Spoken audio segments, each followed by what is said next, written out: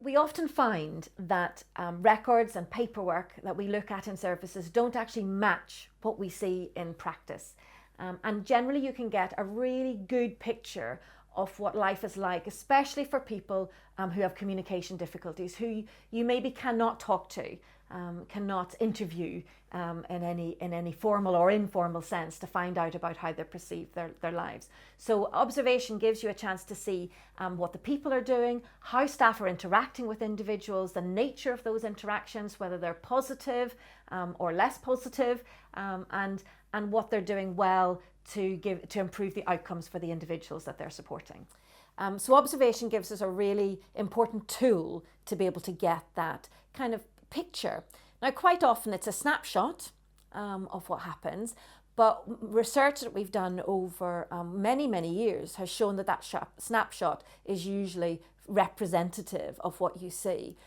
You know, one of the things we know if you're observing, for example, things like engagement and active support, is that staff cannot fake this. You know, if they're not doing it on a day-to-day basis, they're unlikely to suddenly be able to do it when you are there observing.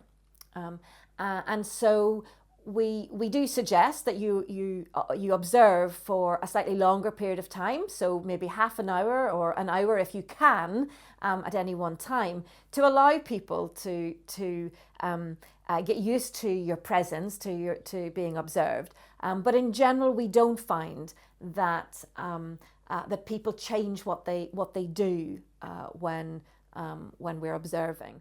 The other issue that people sometimes raise with us is, and when we're, for example, seeking consent to observe, or when we're going in, is they say the staff don't really like the idea of observation because it's not part of their culture in many places.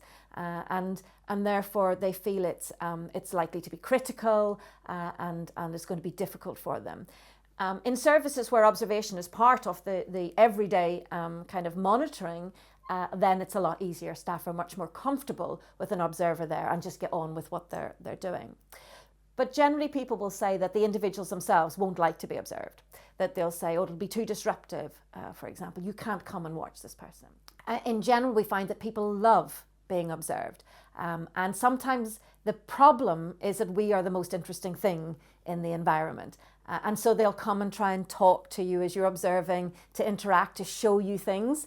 And so you have to get quite good at being as unobtrusive as possible, but polite. You have to get good at not making eye contact, not intervening, you know, sort of being very clear that just for now you are standing back and observing and watching. And I've generally found that people have never held it against us, as long as when we finished observing, we make a clear sign that we finished, and then we socialise, we respond to what they wanted to show us, we go and see and we talk to them afterwards. And people generally will not find that a problem.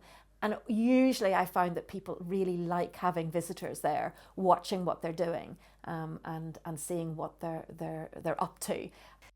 When you're observing, it's really tempting sometimes to make allowances for staff who are working with people with very severe disabilities or very severe challenging behaviour, for example, because it appears that the job is really difficult.